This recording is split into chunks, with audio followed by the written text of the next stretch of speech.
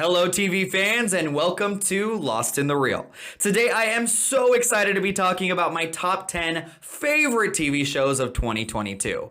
This has been an exceptional year in television and honestly it's been hard to keep up with all of the titles. I watched 119 new and returning series in 2022 and dwindling this list down to just 10 was extremely rough to say the least. But these are the 10 shows that I could not stop thinking about, the ones that really delivered on everything that I want in entertainment, and the ones I hope that you'll take the time to check out for yourself. So, let's talk about it.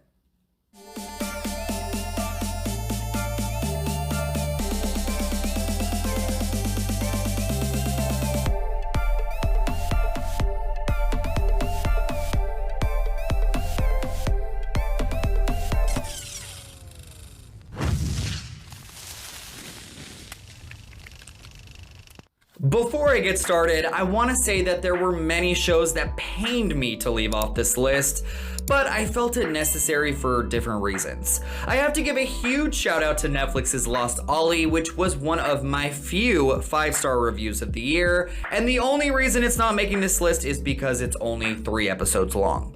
Another Netflix title I loved, Half Bad the Bastard Son and the Devil Himself, is not making the list because it was maliciously canceled by the streamer, and the fact that the story is sadly not continuing made it difficult to include here. And last but not least, there are a few shows like The Boys Season 4 and House of the Dragon that I've started but just have not had the time to finish before making this list, but I've really enjoyed what I've seen so far. Okay, so now onto the list. My number 10 favorite show of 2022 is Apple TV Plus's Bad Sisters. This remake of the Belgian series Clan is co-created by the incomparable Sharon Horgan, the actress who starred in Prime's Catastrophe and this year's Little Gem, The Unbearable Weight of Massive Talent, also stars in this darkly comedic show about a group of sisters who decide to murder the awful husband of one of their own.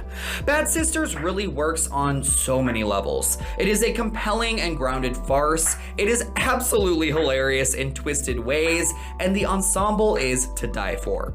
Seeing these sisters' sometimes ludicrous, sometimes brilliant schemes for trying to kill this vile man add a layer of devilish entertainment that made this one of the most bingeable series of the year. Coming in at number 9 is Netflix's Dahmer. A really divisive choice, but one that I could not leave off this list for many reasons. Starting off with the 3 lead performances from Evan Peters, Richard Jenkins, and Niecy Nash, who are so spellbinding in their roles, you got sucked into this world no matter the depravity. I also think that the episode titled Silenced is one of the best hours of television all year.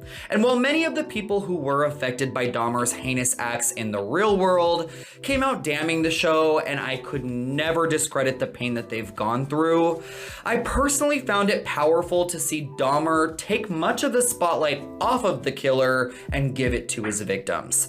As a sucker for true crime, I think Ryan Murphy actually made one hell of a gripping series here. My number 8 is BBC's and AMC's This Is Going to Hurt.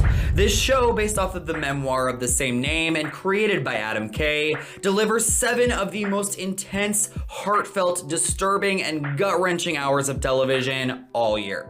The show follows a junior doctor played by Ben Whishaw in the underfunded labor ward, and it explores the emotional effects of working in such a stressful environment. And while I am a fan of soapy shows like Grey's Anatomy, This Is Going to Hurt is on a whole different level. The fourth wall breaking asides are brutally honest and hilarious. Its examination of the toll a job like this takes on a person in their personal lives is deeply felt, and the show skips much of the melodrama for poignant moments of contemplation and thrilling scenes of raw terror. And I don't want to give anything away, but a late season twist was the most shocking and heartbreaking thing I've seen on TV all year. Next up is my number 7, FX and Hulu's The Bear. This little show came out of nowhere and blew me away. And luckily it caught on with audiences and received a second season pickup. The series follows a fine dining chef as he returns to his hometown of Chicago to run his late brother's sandwich shop. As someone who has worked 10 years in the restaurant industry, this show hits so close to home for me, and sometimes even too hard. This is a bleak and unrelenting look into the behind the scenes of running a kitchen, and while its rawness is difficult, it also rings so true. What makes this series worth a watch is getting to see Shameless alum Jeremy Allen White come into his own and give one of the finest performances of the year. And the camaraderie with the staff of the original Beef gives the show levity, heart, and humor amidst its manic, intense energy. This is a show that must be watched in increments rather than a binge, but it is so worth the journey. My number 6 show of 2022 is one that I did not think would even make my list at the beginning of the season, but its final 3 episodes sealed the deal for me. And that is HBO's The White Lotus Season 2. Anyone who follows me closely knows that The White Lotus was my favorite piece of entertainment last year.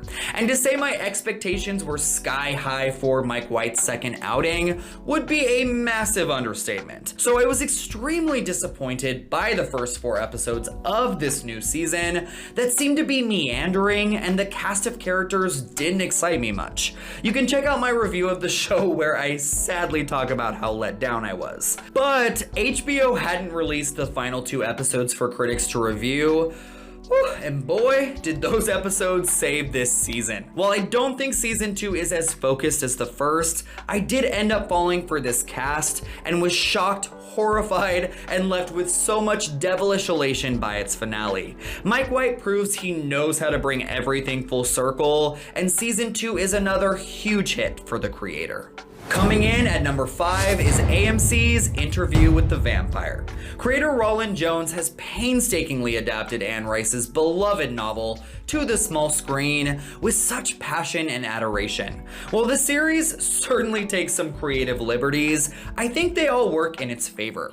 This show captures all of the feeling of the book and brings early 1900s New Orleans to life in a way that I never wanted to leave. Our 2 leads, Jacob Anderson as Louis de Pontelac and Sam Reed as Lestat, sink their teeth into these roles, and their chemistry is electric. This is sexy, sumptuous, and sprawling television that transported me to another world, and I could not get enough of it. AMC has a lot of faith in Anne Rice's works, as they are creating a whole immortal universe based on them, and if this series is any indication of the quality we're gonna be getting, I will be waiting with bated breath for each iteration. My number 4 TV show of 2022 is Hulu's Only Murders in the Building Season 2. There is just something about this series that gives me the warm fuzzies. I was really worried that they had rushed this season into production, as we didn't even have to wait a year for more, but the showrunners and cast did not disappoint. I actually found this year's mystery to be even more well-rounded, and our 3 leads, Martin Short, Steve Martin, and Selena Gomez, seem right at home with this material now. I also love how they brought back the supporting cast in ingenious ways, and the new supporting cast obviously look like they are having the time of their lives. This isn't a show that is groundbreaking by any means, but to me, this is the definition of pure entertainment. Coming into the top 3, my number 3 is Netflix's Stranger Things Season 4.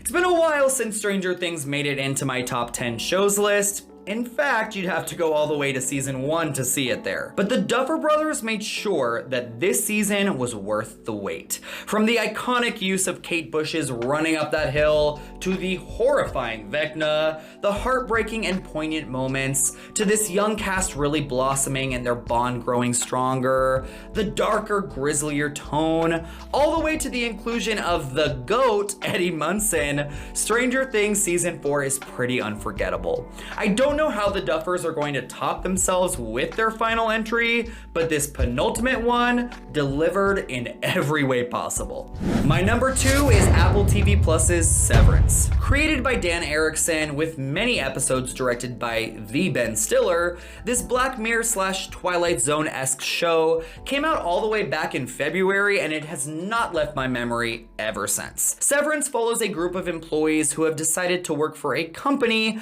that forces their staff to get a surgery that forces them to separate their work from their personal life. But the outside versions of themselves cannot remember what's going on in the inside, and the company they work for might be up to something nefarious.